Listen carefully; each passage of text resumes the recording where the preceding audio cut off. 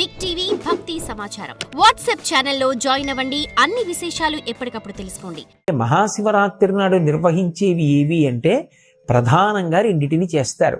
ఒకటి ఉపవాసం, రెండవది జాగరణం. ఈ రెండూ చెయ్యడంలోనే శివపూజ అంతర్లీనంగా ఉంటుంది. ఉపవాసము అన్న మాటకు అర్థం ఏమిటంటే ఉప అంటే సమీపమునందు, వాసము అంటే ఉండుట. దేనికి సమీపమునందుండుట అంటే భగవంతునకు సమీపమునందుండుట. నేను ఇలా కూర్చున్నాను అనుకోండి, నాకంత దూరంలో కూర్చుంటే, ఒకరిక్కడ దగ్గరగా కూర్చుంటే, దూరంగా కూర్చున్న వాళ్ళకన్నా నాకు దగ్గరగా కూర్చున్న వాళ్ళు ఎక్కువ సమీపంలో ఉన్నారు. ఉపవాసము, భగవంతుడికి దగ్గరగా జరుగుతారు. ఎలా జరుగుతారు అంటే 5 జ్ఞానేంద్రియములను మార్చి మార్చి భగవంతుడి యందు ప్రవర్తింపచేస్తారు. కన్నుందనుకోండి, ఏదో కొంతసేపు భగవంతుని యొక్క రకరకాల మూర్తుల్ని చూస్తాడు. ఏదో కాసేపు దక్షిణామూర్తి స్వరూపాన్ని చూసి కళ్ళు మూసుకుని ధ్యానం చేస్తాడు. కాసేపు ఊర్ధ్వతాండవమూర్తిని చూస్తాడు. కాసేపు మహానుభావుడు నటరాజస్వామిని చూస్తాడు. కాసేపు లింగస్వరూపాన్ని చూస్తాడు.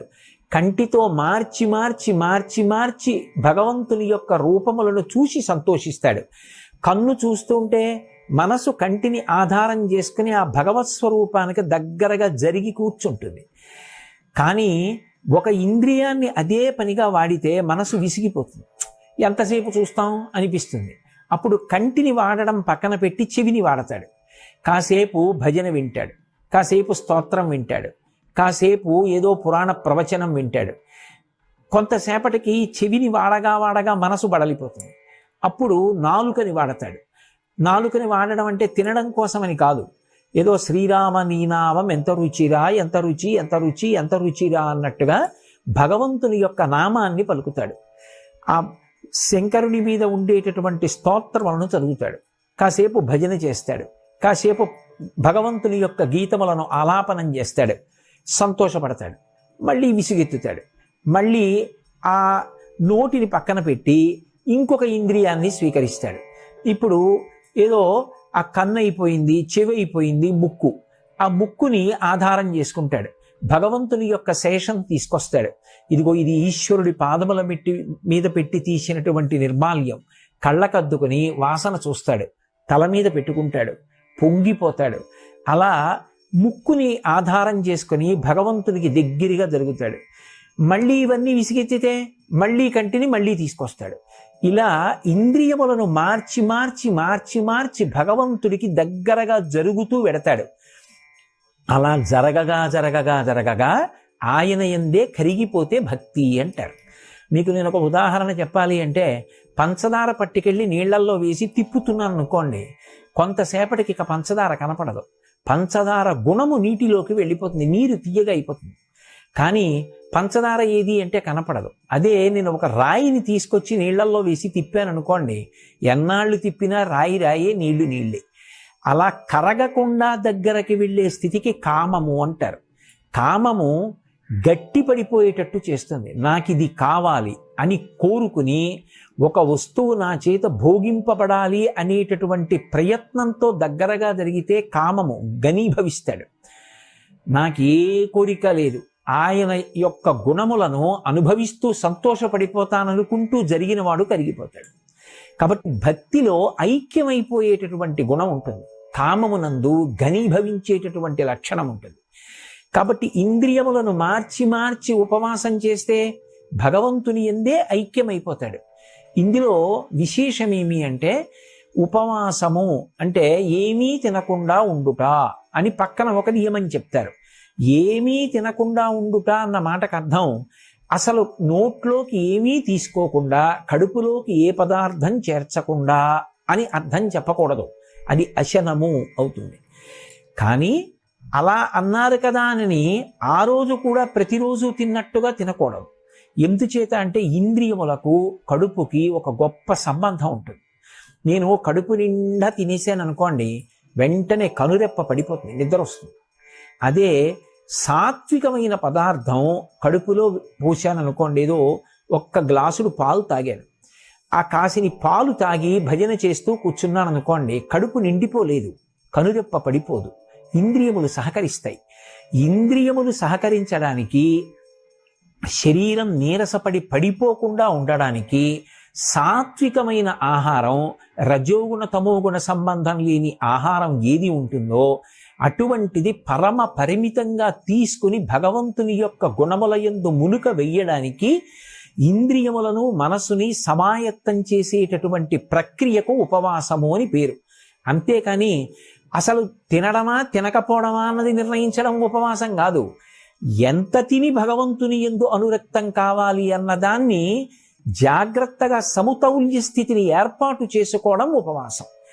ఈ ఉపవాసం మహాశివరాత్రి నాడు జాగరణం చెయ్యడానికి కూడా ఉపకరణం కావాలి.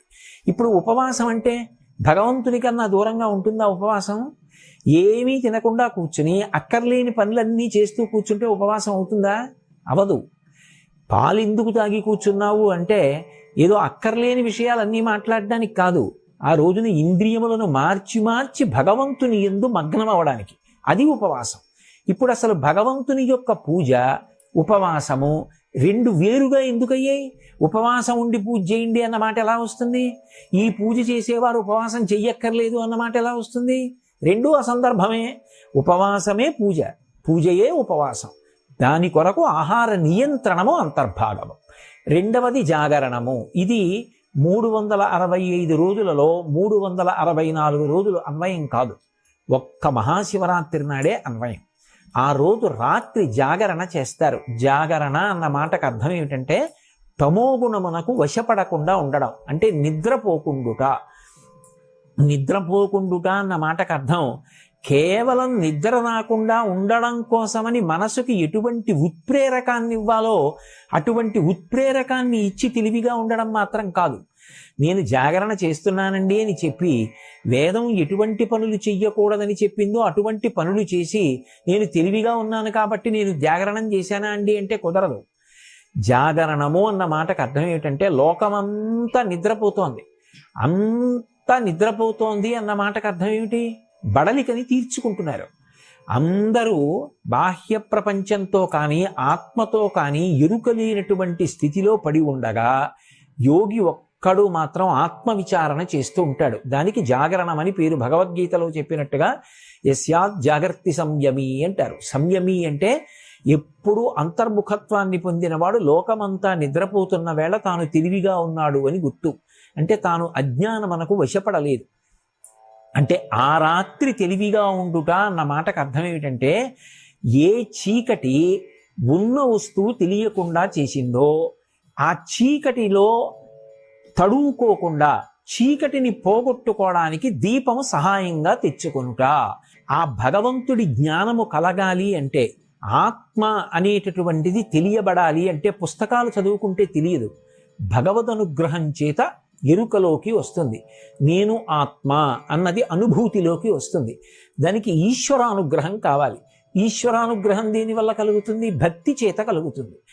దీనికి ప్రమాణాన్ని అన్వయం చేసుకోవడానికి ఆ రోజు రాత్రంతా కూడా భజనలు చేసి, అభిషేకాలు చేసి, పూజలు చేసి, మార్చి మార్చి ఇంద్రియాల్ని కర్మేంద్రియాల్ని భగవత్ కైంకర్యంలో ఉపయోగించి అసలు నిద్రరాని స్థితిలో నిలబడతాడు. బలవంతంగా నిద్రని నిగ్రహించడం కాదు, తెల్లవారిపోయిందే అన్నంతగా భగవత్ సేవలో గడిచిపోవాలి.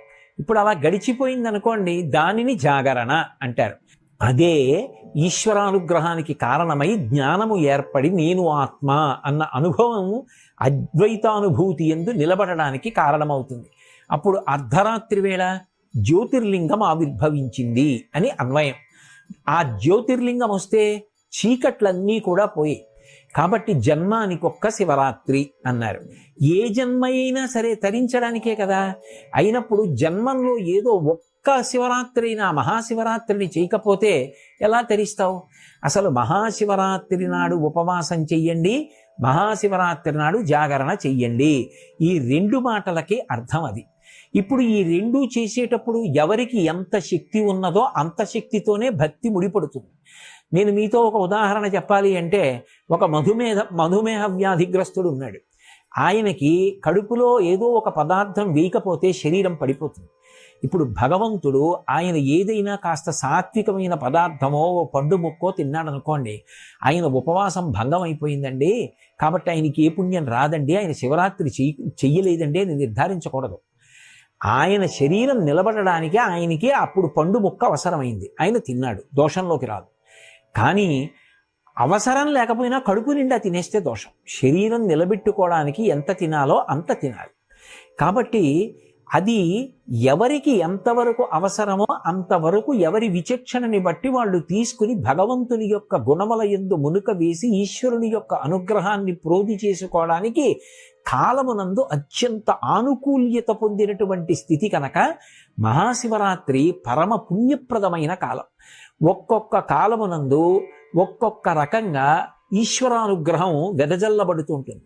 మహాశివరాత్రి నాడు చేసేటటువంటి ఉపాసన కొన్ని కోట్ల జన్మలకి సరిపడగలిగినంత అనుగ్రహాన్ని ఈశ్వరుడు వెదజల్లేటటువంటి కాలం.